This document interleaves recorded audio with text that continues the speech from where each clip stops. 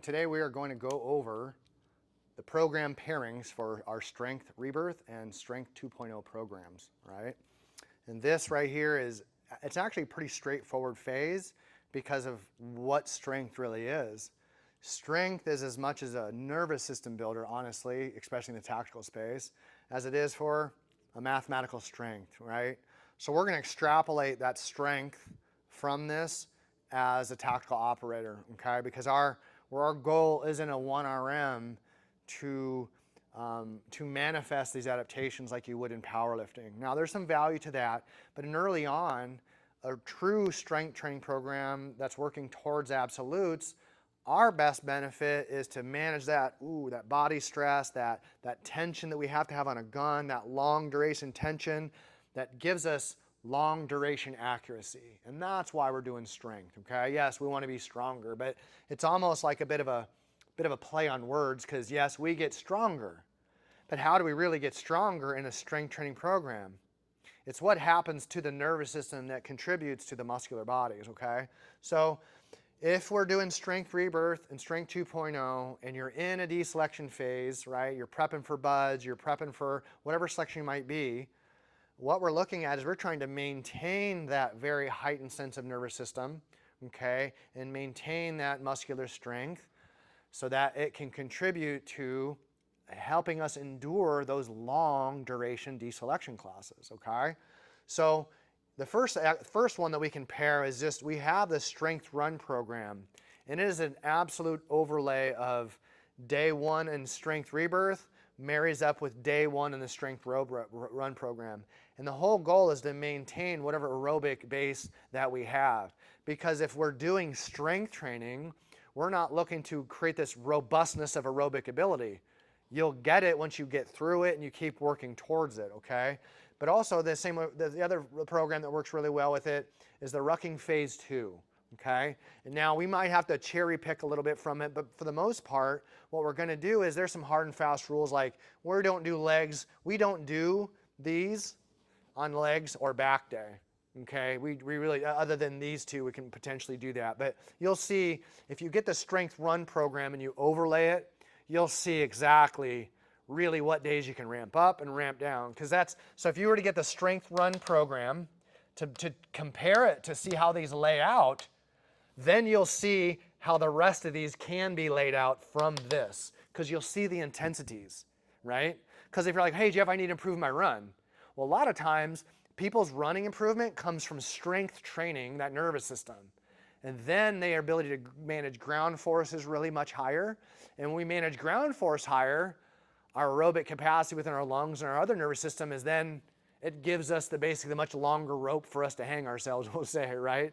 Okay, so these two are my favorite for guys because of this one. For me, for bigger guys, this one's a great place to be, and same with this one because we handle the load.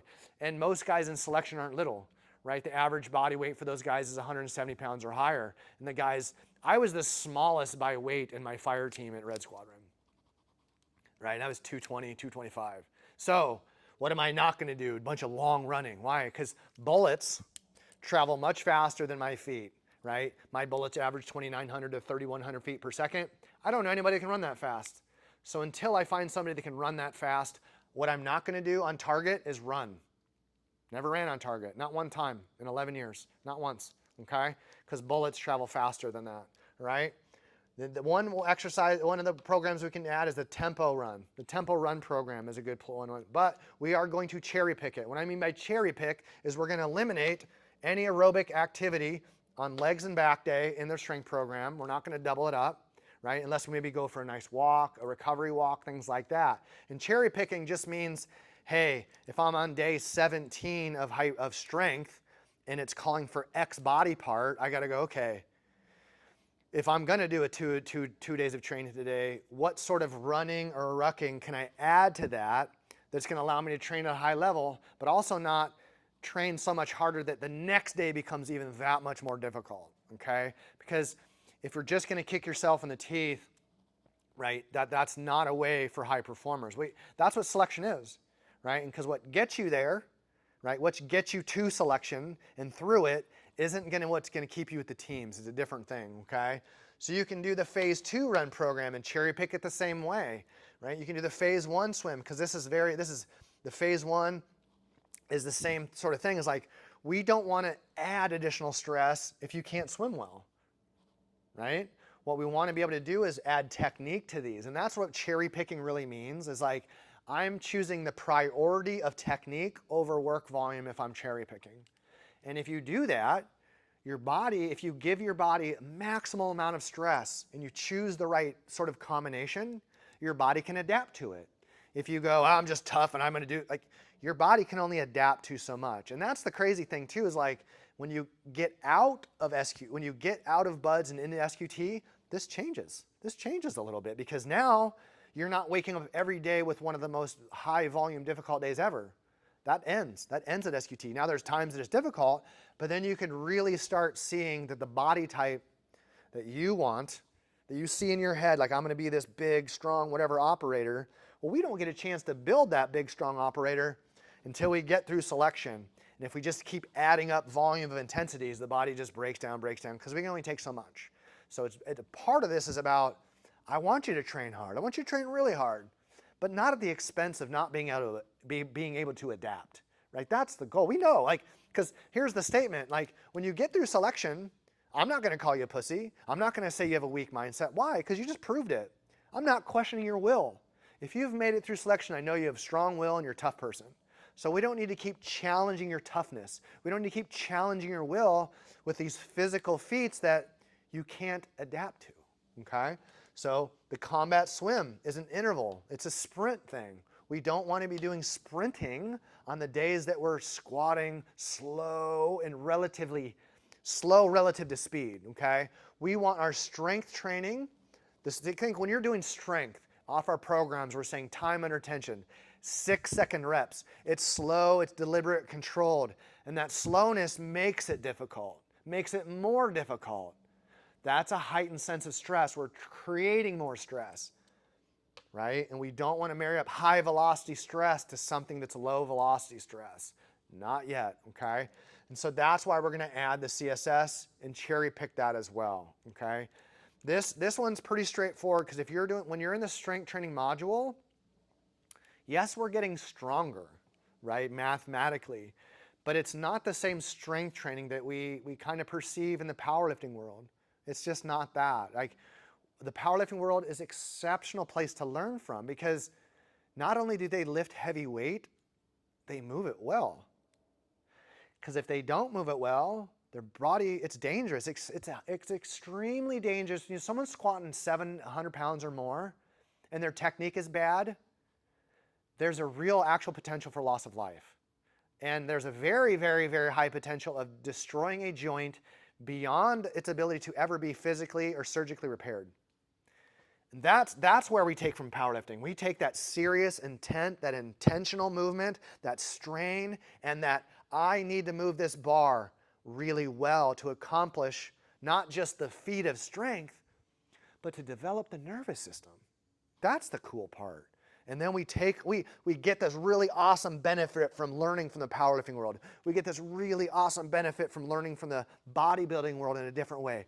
We get a really awesome benefit if we look at this little piece that CrossFit does in high intensity interval training well. We're gleaning from all of these really amazing athletic endeavors to make sure you guys have the adaptation to become a high performer in the highest stress that we have to offer, and I think in humanity.